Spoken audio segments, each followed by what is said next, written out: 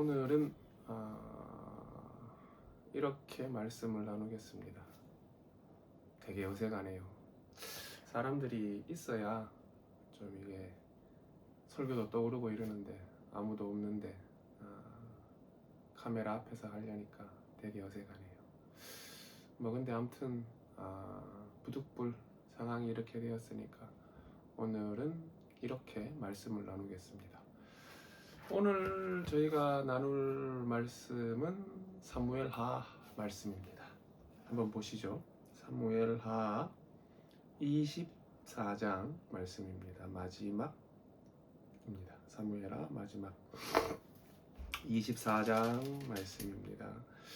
24장 1절부터 끝절까지 전부 다인데 17절까지만 제가 대신 읽겠습니다.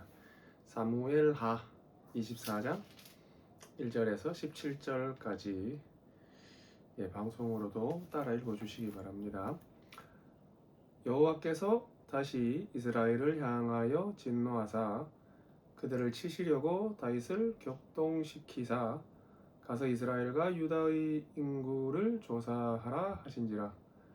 예 왕이 그 곁에 있는 군사령관 요압에게 이르되 너는 이스라엘 모든 지파 가운데로 다니며 이제 단에서부터 브엘세바까지 인구를 조사하여 백성의 수를 내게 보고하라 하니 요압이 왕께 아뢰되 이 백성이 얼마든지 왕의 하나님 여호와께서 100배나 더하게 하사 내 주 왕의 눈으로 보게 하시기를 원하나이다. 그런데 내 주 왕은 어찌하여 이런 일을 기뻐하시나이까 하되 왕의 명령이 요압과 군대 사령관들을 재촉한지라. 요압과 사령관들이 이스라엘 인구를 조사하려고 왕 앞에서 물러나 요단을 건너 갓 골짜기 가운데 성읍 아로엘 오른쪽 곧 야셀 맞은 쪽에 이르러 장막을 치고 길라앗에 이르고 닷딤 후시 땅에 이르고 또 다나안에 이르러서는 시돈을 돌아 두로 견고한 성에 이르고 히위 사람과 가나안 사람의 모든 성읍에 이르고 유다 남쪽으로 나와 브엘세바에 이르니라. 그들 무리가 국내를 두루 돌아 9달 20날 만에 예루살렘에 이르러 요압이 백성의 수를 왕께 보고하니 곧 이스라엘에서 칼을 빼는 담대한 자가 80만 명이요 유다 사람이 50만 명이었더라. 다윗이 백성을 조사한 후에 그의 마음에 자책하고 다윗이 여호와께 아뢰되 내가 이 일을 행함으로 큰 죄를 범하였나이다. 여호와여 이제 강구하옵나니 종의 죄를 사하여 주옵소서. 내가 심히 미련하게 행하였나이다 하니라. 다윗이 아침에 일어날 때에 여호와의 말씀이 다윗의 선견자 된 선지자 갓에게 임하여 이르시되 가서 다윗에게 말하기를 여호와께서 이와 같이 말씀하시기를 내가 내게 3가지를 보이노니 너를 위하여 너는 그 중에서 하나를 택하라. 내가 그것을 내게 행하리라 하셨다 하라 하시니 갓이 다윗에게 이르러 아뢰어 이르되 왕이 땅에 7년 기근이 있을 것이니까 혹은 왕이 왕의 원수에게 쫓겨 10달 동안 그들 앞에서 도망하실 것이니까 혹은 왕의 땅에 사흘 동안 전염병이 있을 것이니까 왕은 생각하여 보고 나를 보내신 이에게 무엇을 대답하게 하소서 하는지라. 다윗이 갓에게 이르되 내가 고통 중에 있도다. 청하건대 여호와께서는 긍휼이 크시니 우리가 여호와의 손에 빠지고 내가 사람의 손에 빠지지 아니하기를 원하노라 하는지라. 예 여호와께서 그 아침부터 정하신 때까지 전염병을 이스라엘에게 내리시니 단에서부터 브엘세바까지 백성의 죽은 자가 7만 명이라. 천사가 예루살렘을 향하여 그의 손을 들어 멸하려 하더니 여호와께서 이 재앙 내리심을 뉘우치사 백성을 멸하는 천사에게 이르시되 족하다 이제는 내 손을 거두라 하시니 여호와의 사자가 여부스 사람 아라우나의 타작마당 곁에 있는지라. 다윗이 백성을 치는 천사를 보고 곧 여호와께 아뢰어 이르되 나는 범죄하였고 악을 행하였거니와 이 양 무리는 무엇을 행하였나이까. 청하건대 주의 손으로 나와 내 아버지의 집을 치소서 하니라. 계속 끝까지 보겠습니다.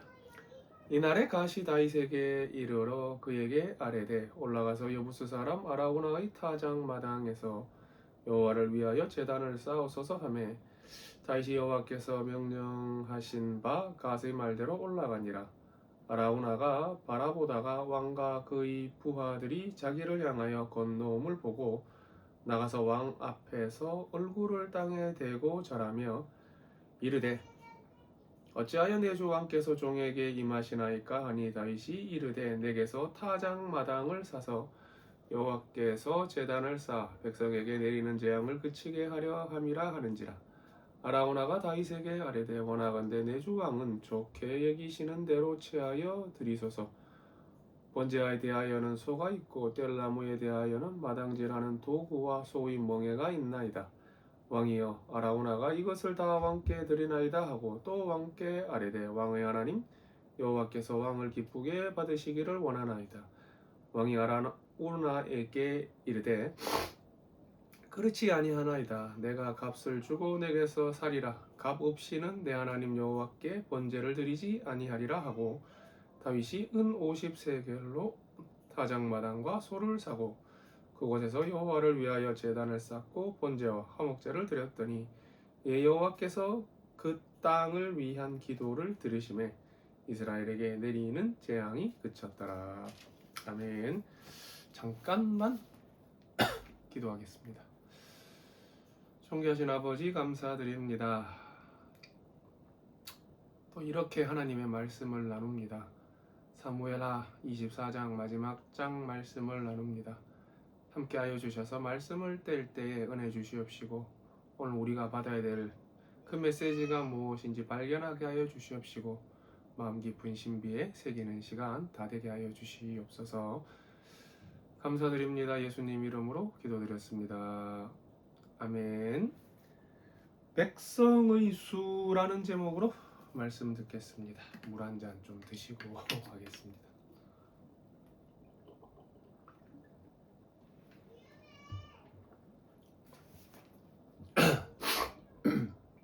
백성의 수라는 제목으로 말씀 듣겠습니다.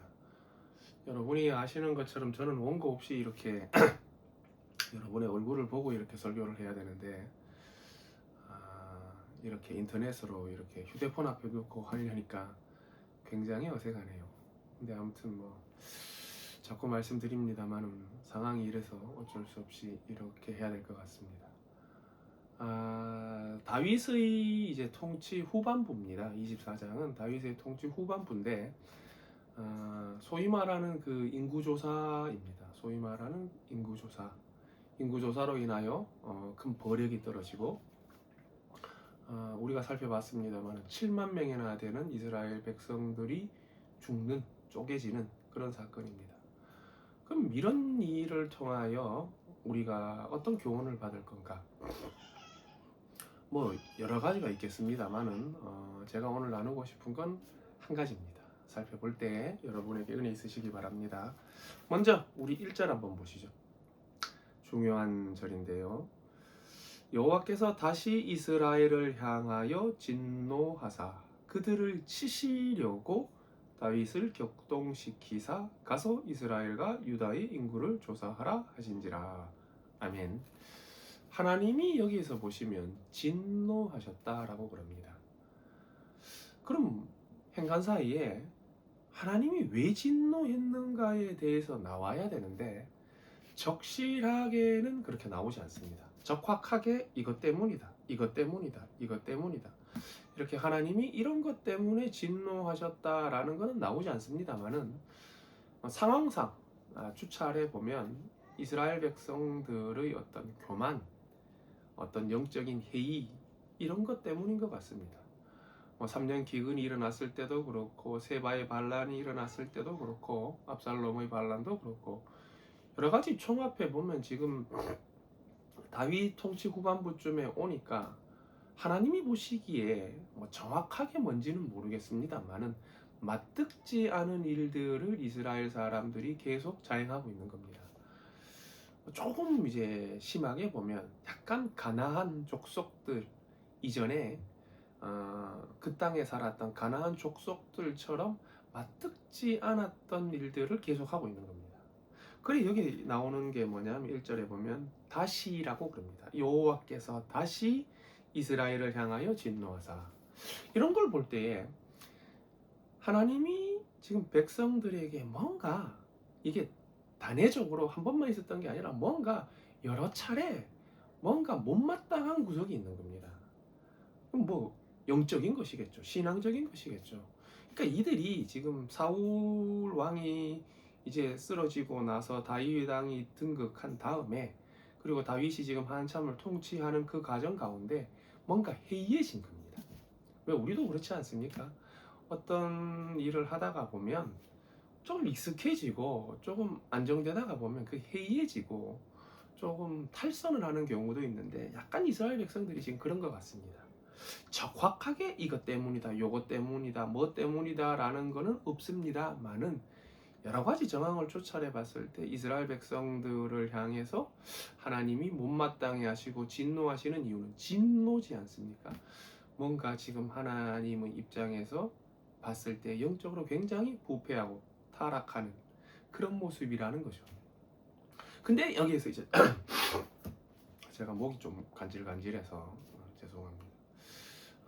여기에서 중요한 거는 정말 중요한 거는 여기인데요. 여호와께서 다시 이스라엘을 향하여 진노하사 그들을 치시려고 다윗을 격동시키사. 아멘. 다윗을 하나님이 격동시켰다라고 그럽니다. 이 말이 조금 어려운데요. 하나님이 그러면 뭐 이제 뭡니까? 다윗을 격동해서 죄를 짓게 만들고 죄를 지은 그 대가로 결과로 하나님이 벌을 주셨는가? 이렇게 볼 수 있는데 사실 여기에서 하나님이 격동시켰다 이렇게 되면 그럼 만약에 지금 그 논리대로 따라간다라면 다윗은 뭡니까? 잘못한 게 없습니다. 하나님이 그 죄의 조성자인 거죠. 하나님이 죄를 조성해서 다윗은 그냥 마치 꼭두각시처럼 그냥 그렇게 한 거고 그에 대한 결과는 그럼 다윗이 지면 안 되는 건데 여기에서 격동시켰다라는 표현은 그런 게 아니라 하나님이 그냥 다윗을 내버려 두신 것이라고 보는 게 맞습니다.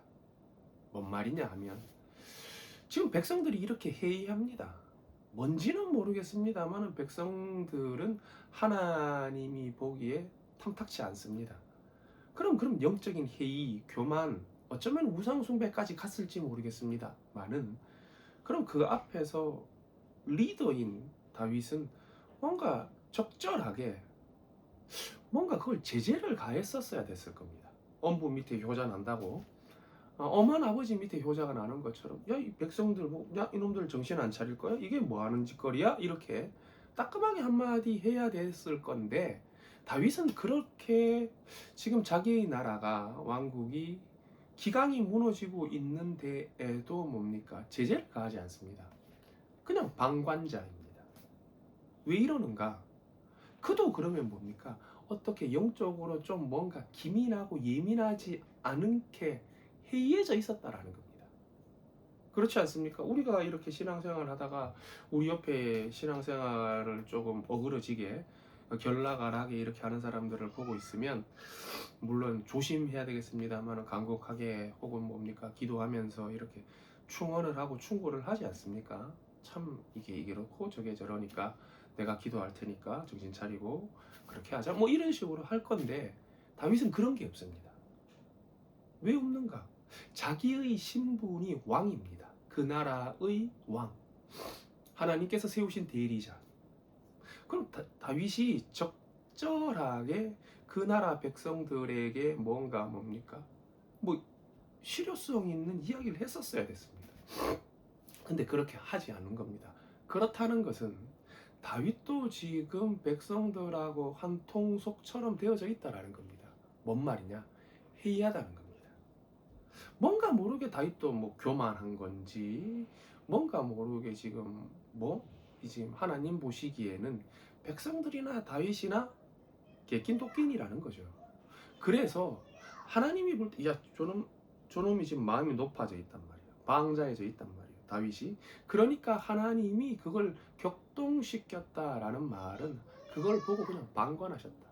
내버려 두셨다. 로마서 1장에 나오는 말씀처럼 내버려 두셨다. 조금 어려운 말로 하면 뭐 신학적인 말로 뭐 허용, 작정적 허용이다 뭐 이런 표현을 하는데, 그걸 알면서도 그냥 내버려 두시는 겁니다. 역대기에 보시면 이거하고 똑같은 이제 병행 본문이 나오는데, 역대기에 보시면 이제 뭐라고는 역대사항입니까?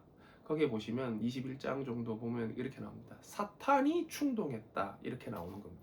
이렇게 나와서 사탄이 충동해서 다윗으로 하여금 죄를 짓게 했다 뭐 이렇게 나오는데, 이게 결론적으로 이런 겁니다. 결론적으로 이런 겁니다.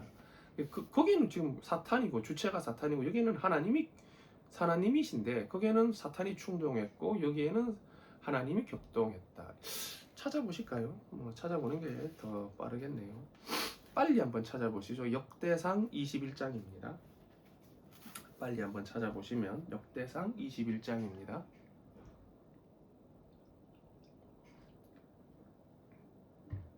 (641페이지) 부분에 있습니다. 역대상 21장 1절 한 절 말씀입니다. 사탄이 일어나 이스라엘을 대적하고 다윗을 충동하여 이스라엘을 계수하게 하니라. 아멘. 여기는 보시면 사탄이 나옵니다. 다윗을 충동했다. 근데 오늘 우리 본문 사무엘하 24장은 하나님이 여호와께서 다윗을 격동시키사 이렇게 나오는데, 총합해 보면 이런 겁니다. 총합해 보면 이런 겁니다. 그러니까 백성들은 회의하고 뭔가 지금 타락의 길로 들어서고 교만하고 교오해서 뭔가 지금 하나님이 볼 때 우월한 모습을 보이는 겁니다. 하나님이 볼 때 이게 단회적이 아니고 자꾸 반복되는 거죠. 그래서 참고 계시는 겁니다. 근데 그 진노가 지금 그런 거죠. 근데 그때 보면 이제 리더인 다윗이 이걸 적절하게 그 하나님과 이 백성들 사이에 이 긴장을 적절하게 해소시켜 줘야 되고, 하나님께는 뭐 탄원 기도를 하고 간언을 하고, 백성들에게는 이게 아니다 이게 이렇다 저렇다 이렇게 좀 뭡니까 충원을 했어야 됐는데, 다윗이 그런 모습을 안 보입니다. 그렇다는 것은 지금 다윗도 백성들하고 크게 다르지 않다라는 거죠. 크게 다르지 않고 지금 다윗도 지금 뭔가 지금 이상스럽다라는 거죠. 뭔가 지금 다윗도 미심쩍은 구성이 많고 어리석은 짓을 하고 있다라는 거죠. 그걸 하나님께서 보시면서 이렇게 보고 계시는 겁니다.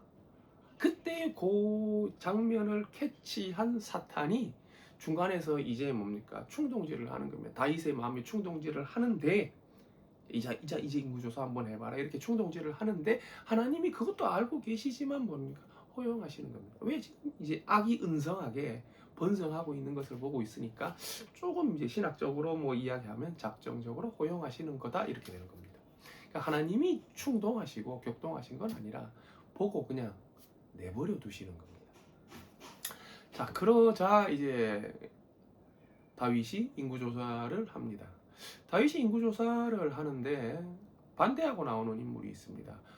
단에서 브엘세바까지 전국토를 말하는 거죠. 우리나라 뭐 팔도강산이라는 것처럼 이스라엘 사람들의 수사에서는 단에서 브엘세바 아닙니까? 가장 북쪽 단이었던 단, 가장 남쪽 단이었던 브엘세바.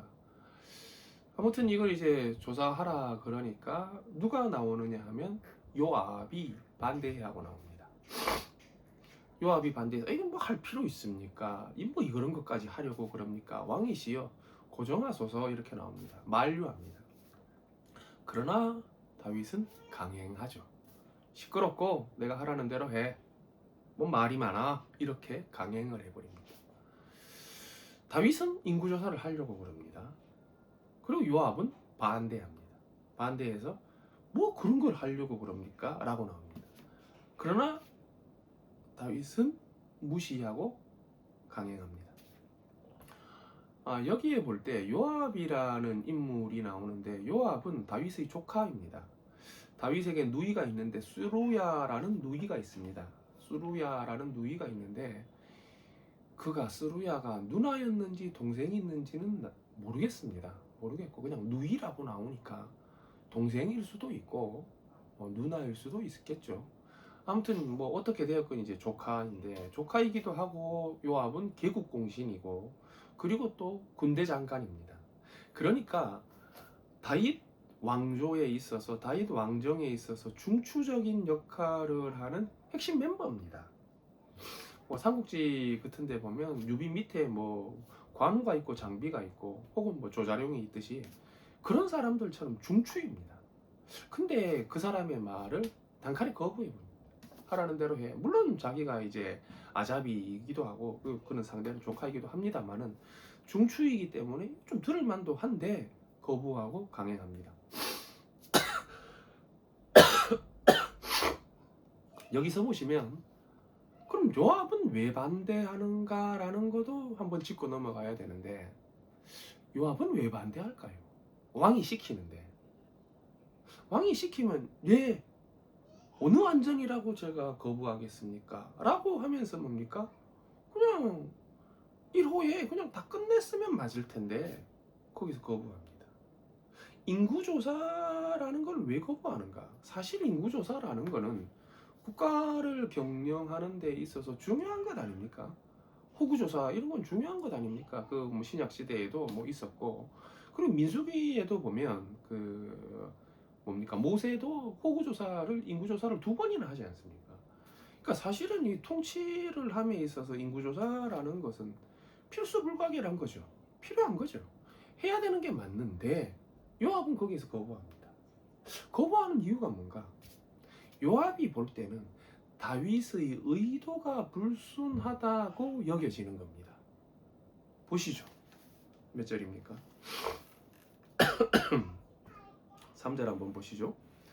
요압이 왕께 아뢰되 이 백성이 얼마든지 왕의 하나님 여호와께서 100배나 더하게 하사 내 주 왕의 눈으로 보게 하시기를 원하나이다. 아멘. 이런 표현들을 보고 있으면 의자가 불편하네요. 잠시만요. 이런 표현들을 보고 있으면 요압은 분명히 이게 지금 불순한 의도로 이루어지고 있고 하나님께서 다 알아서 하실 건데 왜 이런 일을 해서 하나님의 진노를 더 사시려고 합니까? 라는 겁니다. 그러니까 하나님은 이런 것에 있어서 동기를 보시죠. 이 일을 왜 하는가? 그렇지 않습니까? 인구조사라는 거는 국가를 경영함에 있어서 하등 중요한 겁니다. 필요하죠. 지금 우리나라를 행정을 할 때 이게 어떻게 된다 저렇게 된다 통계청 같은 데도 있고 뭐 여러 가지 있지 않습니까?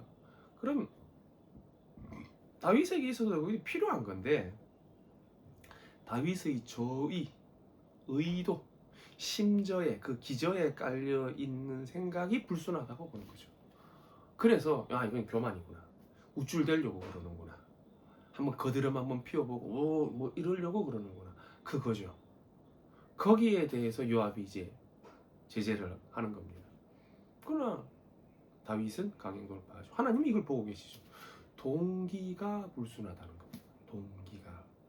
항상 성경에 보시면 하나님은 그 중심, 동기 이걸 봅니다.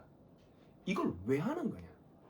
이걸 왜 하는 거냐? 어떤 동기에서, 어떤 마음에서 까르디아 그 어떤 마음에서 뭐 히브리 말로 레브라고 그러기도 합니다만은 어떤 마음에서 어떤 저의를 가지고 선한 마음에서 하는 거냐? 아니면 악한 마음에서 하는 거냐? 하나님은 이걸 보십니다. 이게 중요한 거죠. 왜 이걸 하느냐? 왜 이걸 하느냐?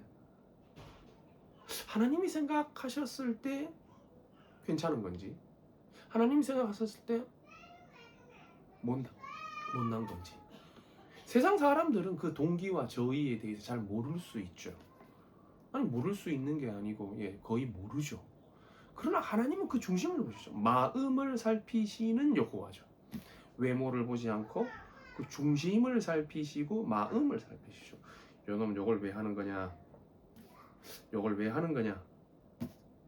우리 변명거리를 내놓으면 하나님이 이해해주고 간합해 주실 건가? 그 우리의 착각일 뿐이고 내가 여차저차하고 저차저차해서 헐수할 수 없어서 이런 일을 했습니다 라고 하지만 사람은 속을 수도 있고 속아주기도 합니다만은 하나님은 그 중심을 보시죠.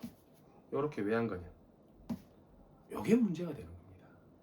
신앙생활 할 때 항상 내가 어떤 의도로, 하나님은 내 중심을 보시니까, 내 마음을 보시니까 어떤 저의를 가지고 어떤 중심을 가지고 있는가, 그게 중요합니다. 항상 이런 부분을, 무슨 일을 하시기 전에, 무슨 뭐 결정을 하고 행동을 하시기 전에 내가 이걸 하려고 하는 그 저의가 하나님의 뜻과 부합한가? 아니면 내가 낯내려고 하는가? 아니면 뭔가 불순한 의도를 가지고 있는가? 이런 걸 한번 살펴보시기 바랍니다. 내가 이거 핑계거리 생겼다. 야, 이제 그러니까 이런 핑계거리가 생겼으니까 이렇게 해도 되겠지. 이게 아니라 이런 핑계거리가 생겼으니까 이렇게 해도 되겠지가 아니라, 그런 핑계거리가 있던 없던 내 마음의 중심은 어떤가라는 거예요. 그건 본인이 알죠. 그럼 본인이 알죠. 사람들은 모를 수 있으나 본인은 알죠. 내가 이걸 하려고 하는 진짜 이유. 하나님도 그걸 보고 계시죠. 요놈 봐라, 요렇게. 하나님도 이걸 보고 계시죠.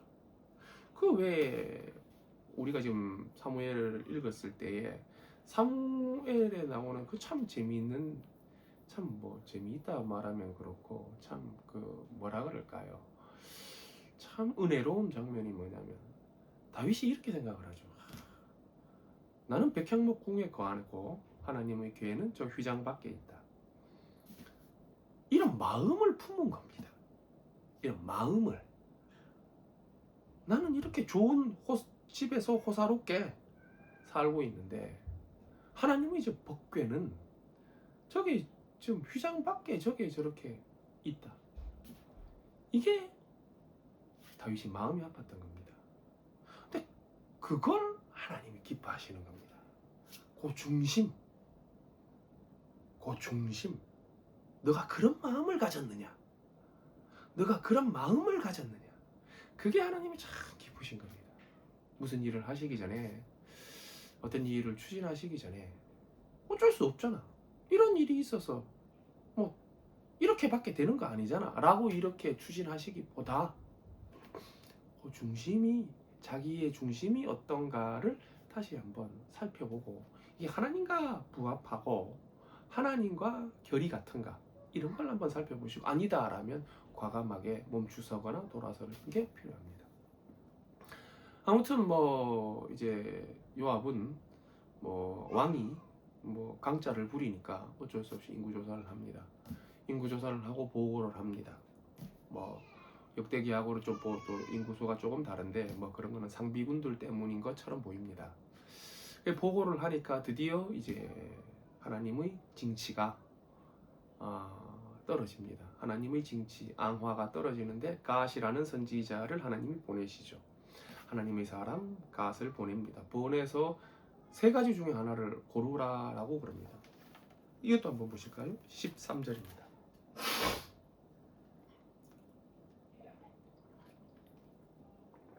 갓이 다윗에게 이르러 아뢰어 이르되 왕의 땅에 7년 기근이 있을 것이니이다.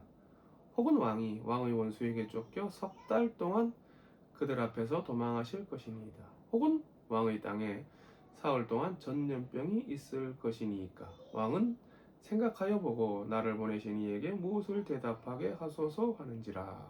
아멘. 7년 동안 기근이 1번이고요. 그리고 석 달 동안 원수의 손에서 대적의 손에서 도망 다니는 게 2번이고요. 그리고 사흘 동안 그 땅에 전염병이 있을 거다라는 것이 3번입니다.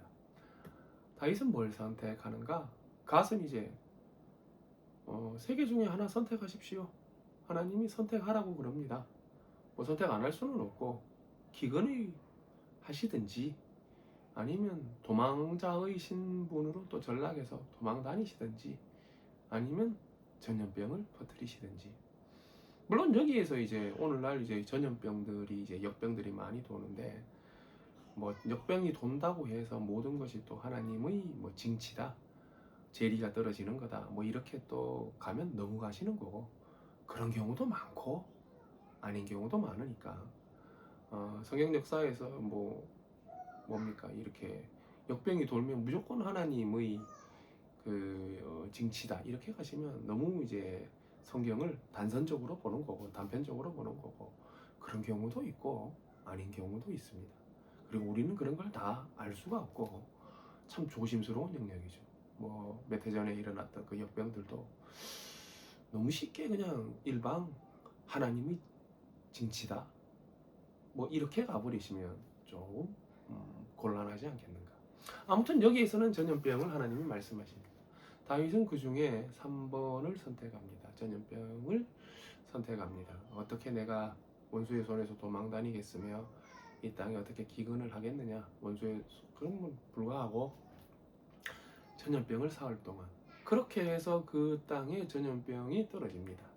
그렇게 해서 몇만 명이 죽느냐 하면 보시면 15절 한번 보시죠. 백성의 죽은 15절 끝절입니다. 백성의 죽은 자가 7만 명이라.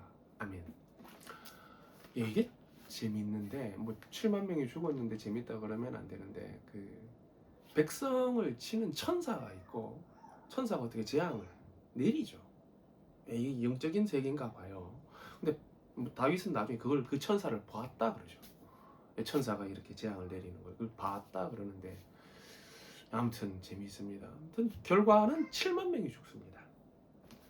다윗은 회개하고 잘못했다고 빌고 하나님은 진노를 거두시는 뭐 이런 장면입니다.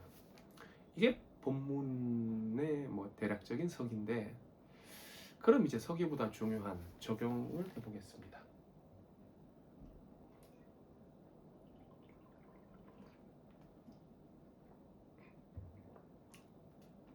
아침에 자고 일어나니까 목이 간질간질한 게 왜 이런지 모르겠습니다. 목이 간질간질하고 조금 감기는 아니고 제가 뭐 독감도 아니고 좀 검사를 해봤는데 괜찮다라고 아무 이상 없다라고 그러는데 아침에 일어나니까 목이 좀 간질간질하고 그러네요.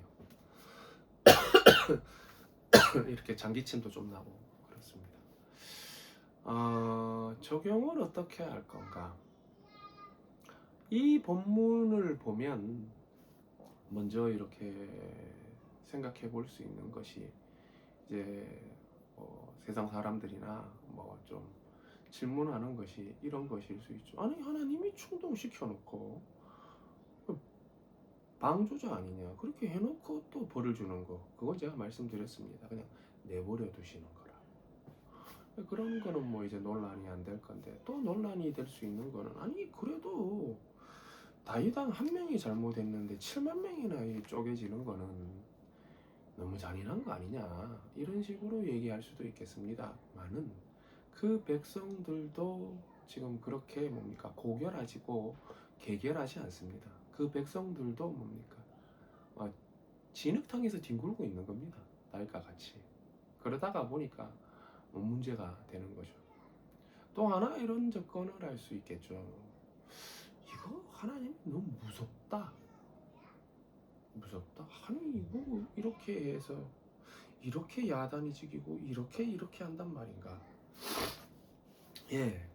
뭐 그런 접근도 할 수 있겠습니다만은 물론 하나님은 공의의 하나님이시라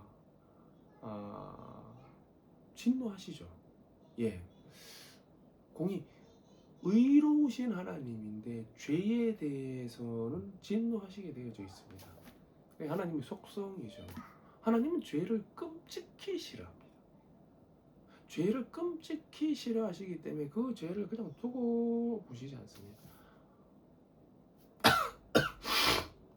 그러나 저는 이 본문을 보면 오히려 하나님의 그 진노 물론 1절에서는 진노하셨다라고 나오긴 합니다만은 하나님의 진노 공분을 살 만한 뭐 이런 일들 앞에서 뭐 치를 떠시는 그 하나님보다 저는 오히려 이 본문에서 하나님이 사랑을 받습니다. 오히려 하나님께서 다윗을 얼마나 아끼고 사랑하시는가. 하나님께서 다윗은 지금 뭡니까? 계속 똥볼을 차고 있습니다. 말씀드렸죠. 하나님의 입장에서 누군가 죄를 지었습니다. 벌을 받아야 됩니다. 근데 다윗을 보니까 자기가 너무도 사랑하는 내 마음에 합한 자라고 할 만큼 다윗을 아끼는 하나님인데 다윗이 계속 똥볼을 찹니다.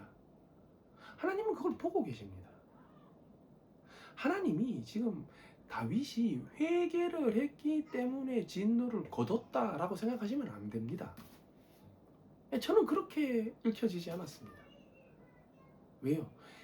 하나님이 그 사람을 사랑하니까 회개를 받아주신 거죠. 무슨 말이냐 하면 그분은 하나님이십니다. 그리고 우리가 만약에 죄를 지었습니다. 엄청난 죄를 지었습니다. 그리고 그분은 하나님이십니다. 그럼 그 죄 앞에 우리가 벌을 받아야 되죠. 우리가 회개를 한다고 해서 얼마나 잘할 수 있겠습니까? 그 하나님의 마음에 딱 들게 회개를 할 수 있을까요? 불가능합니다. 하나님의 마음을 흡족하게 할 만큼의 회개라는 것이 정말 가능하긴 할까요? 우리가 도대체 어떤 존재인데요? 그건 말이 되지 않는 거죠. 다만 뭡니까? 하나님이 우리를 사랑하시기에 그 회개하는 모습을 보고 정상 참작해서 받아주시는 겁니다. 법정에서야, 만약에 세상 법정에서야 죄를 지었다고 칩시다. 무슨 죄를 지었을까요? 아무튼 중죄를 지었다고 칩시다.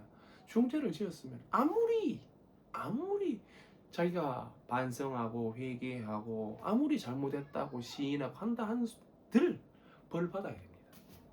그렇지 않습니까? 회개의 유무하고 상관없이 죄를 지었기 때문에 벌을 받는 겁니다. 받는 겁니다. 아무리 제가 잘못했다고 그러고 몰라서 그랬다라고 내가 그때 순간적으로 눈이 돌아서 그랬다고 그러고 아무리 후회한다고 그러고 낙심천만이라 그런다 한들 죄를 못 맺기 때문에 세상 법정에서는 벌을 줍니다. 물론 그 사람이 그런 모습을 보이면 조금은 감안해서 좀 형벌을 조금 경감시키는 경우는 있겠습니다만 벌은 받아야 됩니다. 하나님 입장에서는 공의하신 재판장이신 하나님 입장에서는 우리가 죄를 지었습니다. 죄를 지었으면 죄에 대한 결과를 받아야 됩니다. 우리가 회개했다고 해서 자 그럼 벌 받지마 이런 건 이상한 겁니다. 사실 그렇지 않습니까? 근데 내가 죄를 지었습니다. 내가 죄를 지었으면 거기 세상 법정에서 하는 것처럼 응당 벌을 받아야 됩니다. 벌을 받아 내가 회개했으니까 그럼 그 벌 받을 필요가 없다. 이상한 거라고요. 제가 말씀드린 것처럼 회개를 했다 손 치더라도 우리가 어떻게 그 크신 하나님의 마음에 꼭 들게 회개를 하겠습니까? 불가능하죠. 인간은 그렇게 대단한 존재가 아닙니다. 저는 갑자기 또 생각이 나는데 니체가 언제 그런 말을 했습니다. 인간은 더러운 강물에 불과하다. 우리가 존재 자체가 그래요. 존재태 자체가 우리가 얼마나 하나님의 마음을 시원케 해드릴 만큼 그렇게 회개를 할 수 있겠습니까? 어렵겠죠. 다만 하나님께서 그 모습을 보고 기특하신 겁니다. 사랑하시기에 그 모습을 보고 받아주시는 것입니다. 용인하시는 거고 자기의 그 진노를 누그러뜨리는 겁니다. 다윗을 보십시다. 다윗은 지금 똥볼을 찹니다. 다윗은 그 통치 이제 후반부라고 그랬는데 후반부가 되는 동안 계속 다윗이 차는 똥볼을 보십시오. 전반부에는 잘했습니다. 그래도 전반부에는 좀 잘했는데 후반부에 와서 그런 사람들이 역사에 좀 있습니다. 역사에 전반부에는 잘하다가 후반부에 와서 그냥 야단지기는 사람들이 좀 있는데 다윗도 어떻게 보면 좀 후반부에 와서 좀 야단을 지깁니다. 첫 번째 대표적인 사건이 바세바. 이건 다윗 인생에서의 치명타죠. 음욕을 품고 물론 백보 양보하고 천보 만보 양보해서 남자는 여자한테 약하다. 그래서 그런다 할지라도 다윗 인생에서는 치명타죠. 바세바를 보고 음심이 동해가지고 그 여자를 어떻게 보면 이용하죠. 자기가 취해버리고 그 신실했던 우리야 이 살인교사 아닙니까? 죽여버리죠. 하나님이 이걸 보십니다. 물론 그때는 이제 나단 선지자가 왔습니다만은 거기에 대한 벌도 떨어지죠. 그것뿐만 아닙니까? 다윗의 자녀들 보십시오. 다말이라는 아름다운 딸이 있었는데 암논이 겁탈합니다. 암논이 겁탈합니다. 이복 형제죠. 암논이라는 친구도 음심에 동해서 자기 이복 누이를 다말을 어여쁘다 해서 그냥 사랑의 대상으로 본 게 아니에요. 어떤 자기 성욕을 풀려고 하는 그 다음에 그 거사를 치르고 난 다음에 그 표변하는 그 모습을 보면 우리가 알 수 있지 않습니까? 근데 암논이 그 짓을 저지르죠. 근데 다윗은 거기에서 뭡니까? 그 얘기를 듣고 화 한 번 내고 끝냅니다. 아버지로서 부권을 가지고 있는 아버지로서 뭔가 초달해야 되는 것 아니고 징치해야 되는 것 아닙니까? 안 합니다. 왜 이렇게 가는 거죠? 자, 압살롬이 그 소식을 들었습니다. 다말이 자기 동복 누이인 다말이 그런 끔찍한 횡액을 당했다라는 압살롬이 이를 갑니다. 암논을 죽입니다. 형제들을 죽입니다. 다윗은 또 뭡니까? 방관합니다. 얘는 왜 이럴까요? 아니 가서 따끔하게 얘라고 압살롬한테 정신 차리라고 이놈의 자식이 어디서 이따위 짓을 배웠어? 라고 하면서 뭡니까? 혼찌금을 내야 될 텐데 암논이 다말을 겁탈했다는 얘기를 들어도 화 한 번 내고 끝내고 압살롬이 왕자들을 죽였다는 얘기를 들어도 화 한 번 내고 끝냅니다. 왜 이렇게 가는 거죠? 이상한 겁니다. 그리고 압살롬이 이제 뭡니까? 망명생활로 떠납니다. 유랑길로 떠납니다. 정배 받은 건 아닙니다만은 뭐 자기가 어떻게 되었건 외가로 이제 피난길을 가죠. 가서 거기 있다가 요압이 꾀를 내서 이렇게 돌아오게 됩니다.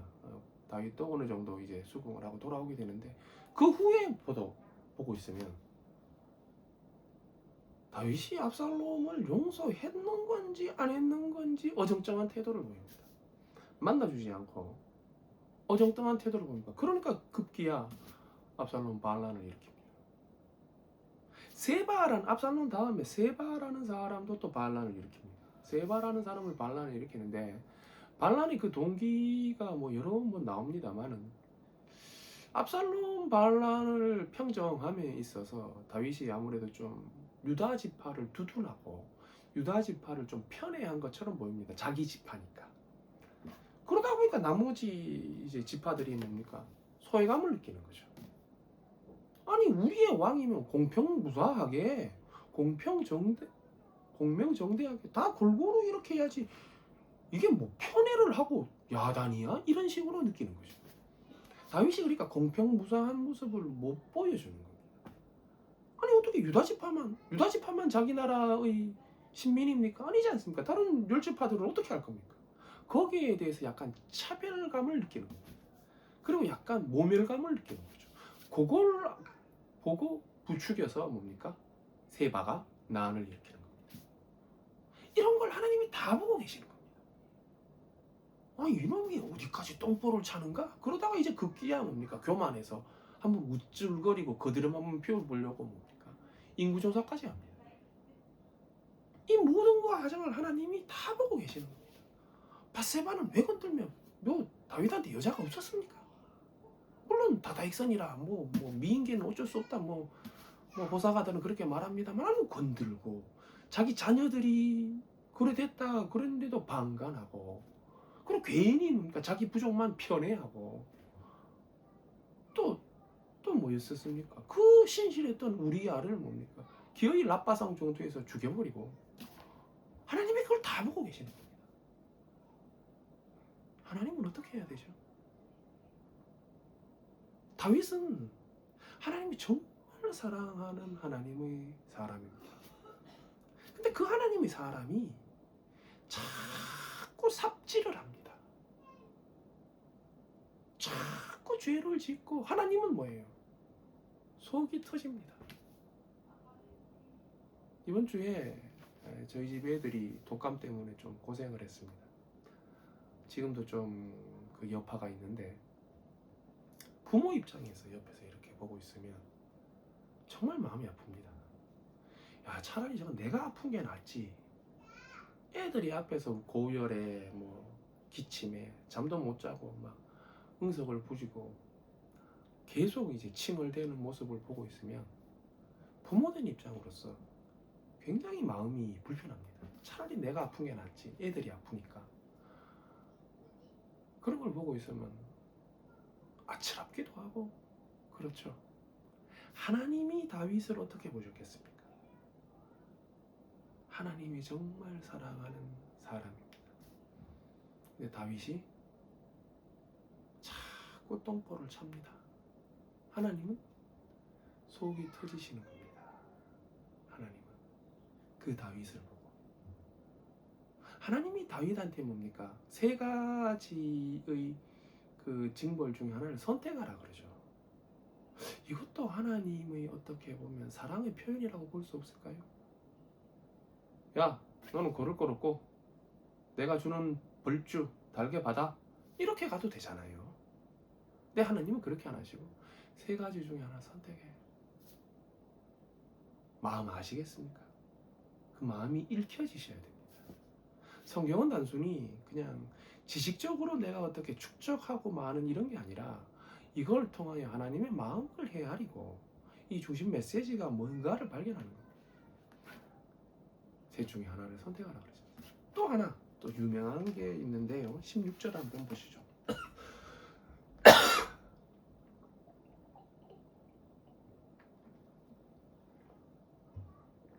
16절입니다. 천사가 예루살렘을 향하여 그의 손을 들어 멸하려 하더니 여호와께서 이 재앙 내리심을 뉘우치사 백성을 멸하는 천사에게 이르시되 족하다 이제는 내 손을 거두라 하시니 아멘. 후회하셨답니다. 그리고 족하다 내 손을 거둬라 라고 나옵니다. 자, 여기서 질문 하나 해볼까요? 다윗이 선택한 건 전염병 며칠이었습니까? 사흘이었습니다. 근데 실제로 떨어진 전염병의 날수는 며칠입니까? 며칠입니까? 하루입니다. 하루.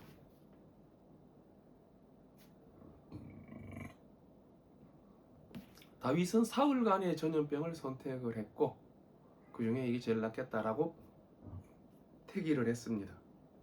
그럼 사흘간의 전염병이 떨어져야 되는 게 맞습니다. 그렇지 않습니까? 야, 누가 이렇게 선택했잖아. 선택한 대로 내가 사흘간 전염병 주겠다는데 뭔 말이 많아. 이래야 되는 게 맞죠. 누가 했잖아.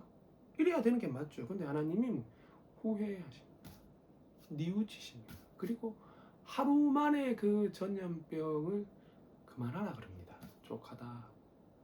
왜 이러시는 겁니까? 하나님이 뭘 뉘우치시는 겁니까? 뉘우쳤다고 그러니까 마치 뭐 하나님이 죄를 지어서 아닙니다. 사랑하는 자녀를 보고 있는 그 안타까움입니다. 다윗은 하나님이 너무도 사랑하는 그의 아들이었습니다. 안타까우신 겁니다. 안타까우신 겁니다. 속이 쓰리고 어떻게 해야 될지를 모르는 겁니다. 근데 계속 죄를 짓습니다. 야, 이놈아, 그건 아니지 않느냐? 그게 말이 되느냐? 이건 이렇지 않느냐? 요렇지 않느냐? 이런데 너 임마 왜 이러는 거냐? 이거죠. 근데 다윗이 그 영명한 명군이 혼군이 아니었지 않습니까? 명군 중에 명군이었던 다윗이 후반기로 가서 자꾸 똥볼을 찹니다. 하나님의 마음은 무너지기 시작합니다. 계속 죄를 짓습니다. 못난 짓을 합니다. 백성들을 어떻게 컨트롤해서 이게 아니다 저거다 이렇게 컨트롤해서 하나님의 뜻을 계시해주고 증시해주고 옳은 길로 인도해야 되는 게 리더의 할 일인데 그런 것도 자기 집도 엉망으로 만들고 자기 나라의 유명한 그 괜찮은 장군이었던 우리야도 이렇게 참살해버렸다고 하면 맞겠습니까? 그렇게 하고 그런 걸 다 보는 하나님의 마음 속이 터집니다. 하물며 생각해 보십시오. 다윗은 이랬는데 다윗조차 이랬는데 무리들은 보실 때는 어떠실까요? 하나님, 이게 이거고 이게 막 저게 저거고 이게 이건데 또 지금 왜 자꾸 이러느냐? 우린 계속 똥볼을 찾아 죄를 짓습니다.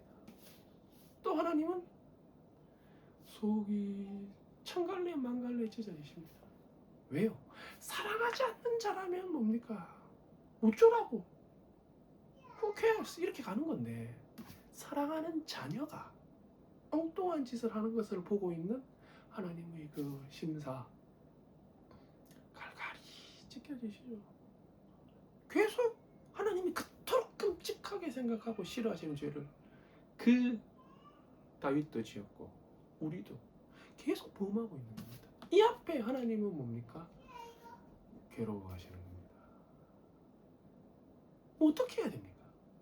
다윗을 보고 있는 그 하나님, 다윗을 보고 있는 그 하나님, 왜 얘가 자꾸 똥볼을 차는가? 우리가 알고 있기로는 하나님이 마음에 합한 자라고 거의 뭐 신앙인물 중에 뭐 5손가락 안에 꼽히는 인물 다윗 아니겠습니까? 킹 데이빗 그러면 뭐 우리 껍벅 죽지 않습니까? 근데 이 다윗도 엉뚱한 짓을 계속합니다. 이런 걸 보고 있으면서 우리가 진짜 생각해 봐야 될 것. 하나님은 그럼 죄의 결과니까 이렇게 당해라, 이렇게 당해라, 이렇게 당해라, 이렇게 당해라 해야 함에도 뭡니까? 공의의 하나님이시니까, 공의의 하나님이시니까, 정의의 하나님이니까 꼭 그렇게 해야 되는데 그렇게 안 하시고 좀 물러주십니다. 또 사랑의 하나님이니까, 공의의 하나님이고 사랑의 하나님이니까. 만약에 우리가 우리의 지은 죄대로 벌을 다 당한다 그러면 아마 우리는 뭡니까? 뼈도 못 추릴 겁니다. 하나님이 그걸 용서해 주시죠. 왜요? 예수님 때문에 그렇습니다. 주께서 우리의 죄를 다 담당하셨기 때문에 하나님의 그 공의는 만족되고 하나님이 우리에 대한 사랑도 만족되는 거죠. 누구 때문에? 주님 때문입니다. 저와 여러분의 모든 죄가, 우리는 계속 죄를 짓습니다. 하나님의 마음을 계속 아프게 합니다. 주님이 그걸 대신 지신 겁니다. 여러분과 저의 모든 죄를, 그걸 주님의 그 십자가 사건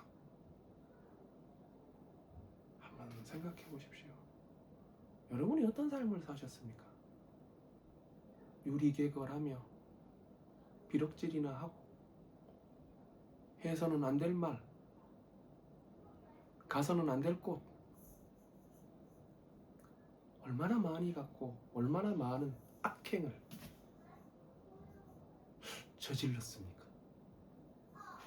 그러게 마땅히 우리는 거기에 상응하는 벌을 받아야 되는데 대신 누군가 받으셨습니다. 왜요? 주께서. 왜요?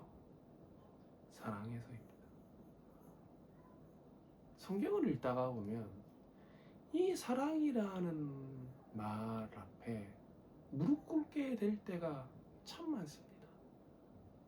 도대체 이 사랑은 무슨 사랑인가? 도대체 이 사랑은 어떤 사랑인가? 기이한 사랑입니다. 이해되지 않는 사랑입니다. 납득할 수 없는 사랑입니다. 왜 이렇게 날 사랑하시나? 나는 이런 놈인데, 나는 이렇게 살았는데, 미치갱인데, 괴발하며 산 횟수가 몇 년인데, 근데 하나님은 뭐예요? 사랑한다 그럽니다. 누구를? 나를 사랑하면 안 됩니다. 왜? 그분은 정의의 하나님이니까. 정의의 하나님의 입장에서 나를 보면 뭡니까? 괴물 중에 괴물입니다. 우리 마음 가운데 동기가 얼마나 불순한 동기가, 생각이, 마음이 얼마나 자주 일어납니까? 저 새끼를 죽여버려? 이런 것들도 얼마나 자주 일어나며, 그렇게 따지면 하나님의 입장에서는 우리를 사랑하시면 안 됩니다. 우리는 괴물들이란 말이에요. 죄인 중에 괴수란 말이에요. 근데 하나님이 뭡니까? 우리를 사랑하십니다. 예수님은 우리를 사랑하셔서 뭡니까? 대신 죽으셨습니다. 갈라디아서 말씀입니다.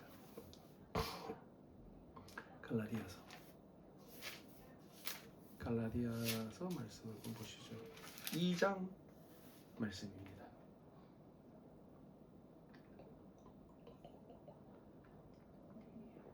갈라디아서 2장 20절 말씀입니다. 갈라디아서 2장 20절 신약성경 304페이지 부분에 있습니다. 2장 20절입니다. 내가 그리스도와 함께 십자가에 못 박혔나니 그런즉 이제는 내가 사는 것이 아니요 오직 내 안에 그리스도께서 사시는 것이라. 이제 내가 육체 가운데 사는 것은 나를 사랑하사 나를 위하여 자기 자신을 버리신 하나님의 아들을 믿는 믿음 안에서 사는 것이라. 아멘. 올해 저희 교회 표호입니다. 어디? 나를 사랑하사 나를 위하여 자기 자신을 버리신 하나님의 아들. 신학교 들어가고 나서 이제 성경 암송을 많이 했습니다. 성경 암송을 많이 했는데 길 걸을 때도 그렇고 식사할 때도 그렇고 암송을 많이 했습니다. 지금은 이제 기억나는 것도 없는데 몇 가지 기억나는데 이제 요한복음 말씀 몇 가지 기억나고 또 몇 가지 기억나는데 그 중에 첫 번째가 이 말씀이었습니다. 제가 외운 첫 번째 암송한 첫 번째 말씀 갈라디아서 2장 20절. 원래 저희 교회 표입니다. 나를 사랑하사 나를 위하여 자기 자신을 버리신 하나님의 아들. 왜 버리셨다고요? 왜 죽으셨다고요? 사랑해서입니다. 나를 사랑해서 나를 위하여 자기 자신을 버리신 누구라고요? 하나님의 아들. 올 한 해 저는 우리 교회 교중들이 이 그리스도의 사랑을 조금 더 체험하고 느끼고 바라봤으면 좋겠습니다. 왜 그러신 건가? 왜 그러신 건가? 죄의 결과는 벌입니다. 근데 주님은 대신 당하신 겁니다. 우리가 본문을 살펴봤듯이 다윗도 똥볼을 많이 찹니다. 하나님 속을 썩입니다. 해서는 안 될 짓을 너무 많이 합니다. 하나님 화가 나십니다. 근데 그 화를 다 당하면 다윗은 결국 죽습니다. 하나님이 참으십니다. 우리들에게는 어떻습니까? 다윗조차 하물며 그랬는데 황차 다윗이 그랬는데 우리야 뭐 더 할 말이 없겠죠. 교교한 달빛처럼 빛나는 분이 한 분 계십니다. 누구요? 예수님. 그분이 날 대신하여 죽으셨습니다. 여러분이 죄가 많습니다. 예, 죄가 많습니다. 저도 죄가 많습니다. 태산 같습니다.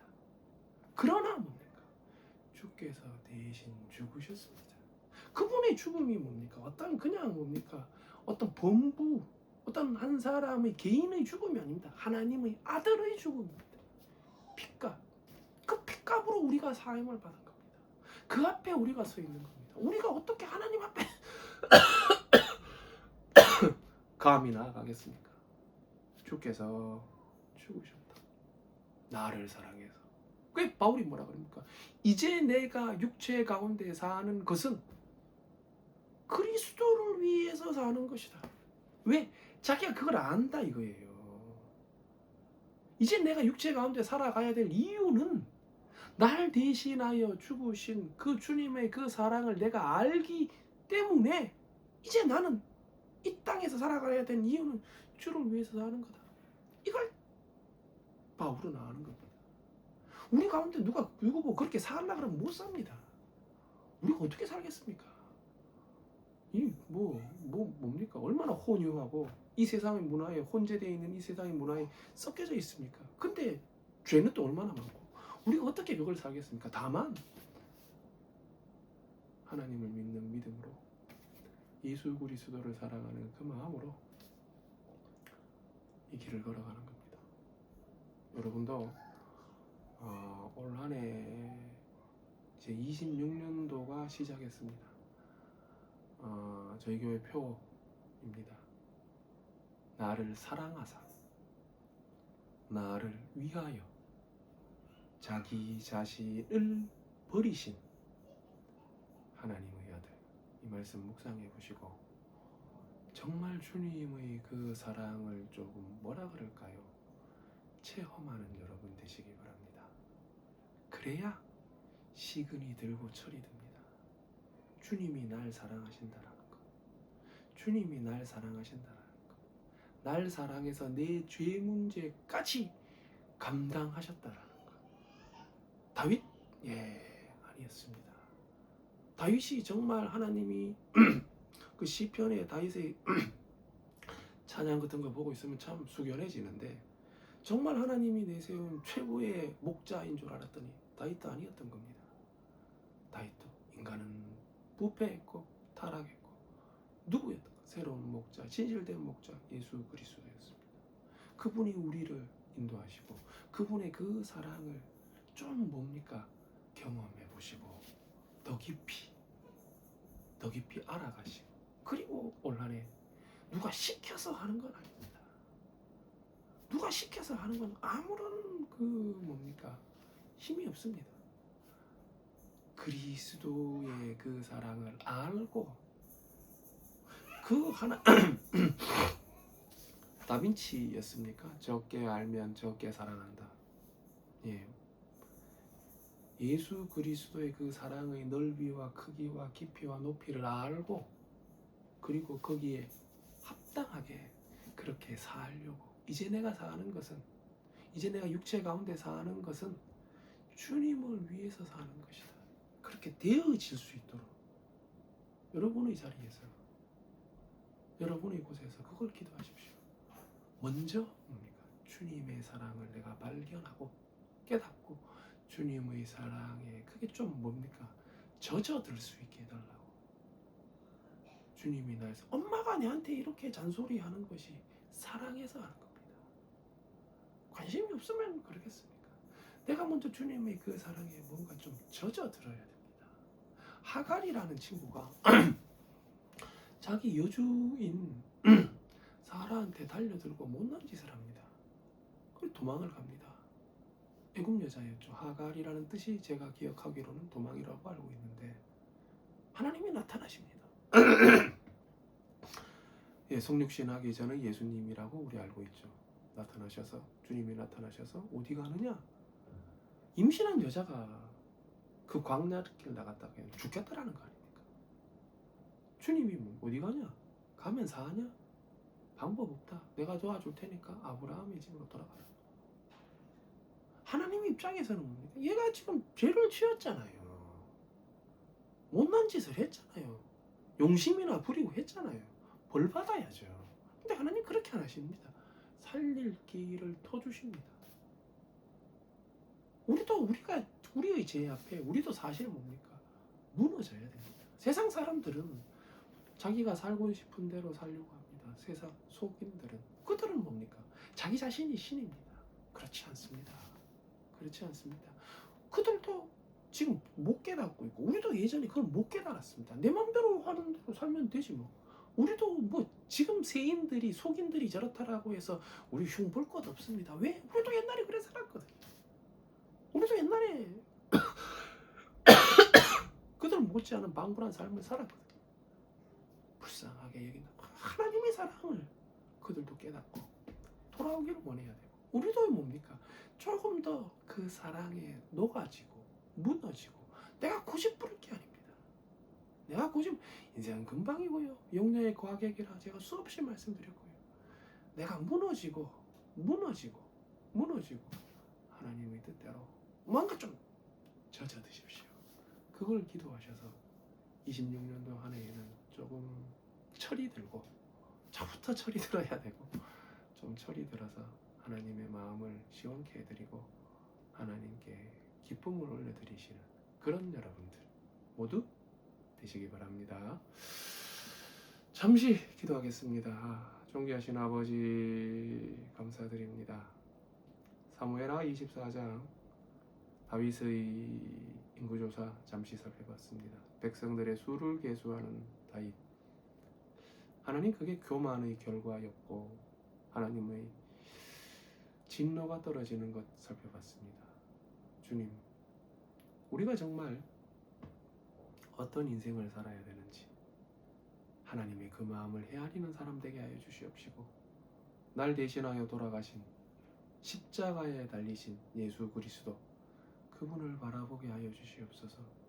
나를 사랑하사 나를 위하여 자기 자신을 버리신 하나님의 아들, 26년도 시작하는 시간입니다. 이 말씀 굳게 붙잡고 하나님과 동행하고 하나님을 기쁘시게 하는 예수 그리스도의 사랑 또한 알아가는 그 사람들, 승리하는 그 사람들 다 되게 하여 주옵소서. 감사드립니다. 예수님 이름으로 기도드렸습니다. 아멘.